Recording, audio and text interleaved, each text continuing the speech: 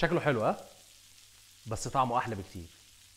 ده طرب بالمنديل الضاني. تعال نشوف عملناه ازاي. لحمه مفرومه وبصلايه مبشوره، وصفيت الميه بتاعها، وهبدا اقلب البصله كويس مع اللحمه، وهبدا افردها كويس كده. شويه ملح، فلفل اسود، ورشه جوز الطيب، ودي اختياري، واقلبهم مع بعض كويس، واضيف معاهم حته اللي هي الصغيره دي، واخدهم افرمهم تاني. بعد ما افرم اللحمه تاني هسيبها في التلاجة ترتاح ساعتين، وهبدا اقطع شويه سلطه.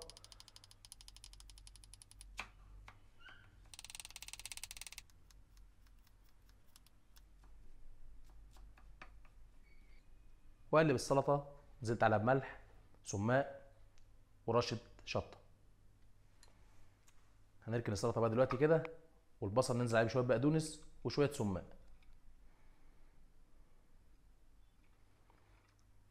هجيب بقى المنديل بتاعي وابدا اسويه، وهبدا افرد فيه اللحمه بعد ما ارتاحت ساعتين في التلاجة.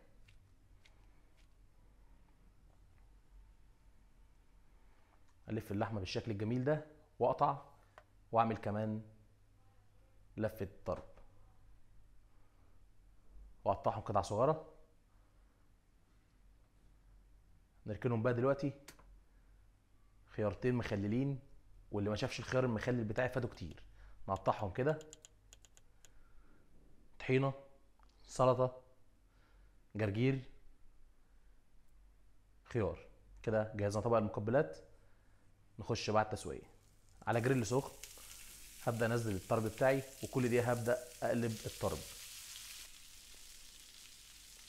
كده الطرب استوى خلاص. طلعه بقى كده في طبق، ورغيف عيش بلدي حطيته على الجريل، وابدا احط فيه الطرب.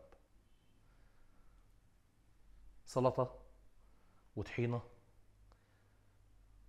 نخش على اجمد سندوتش طرب ممكن تاكله. جربوه، هيعجبكم.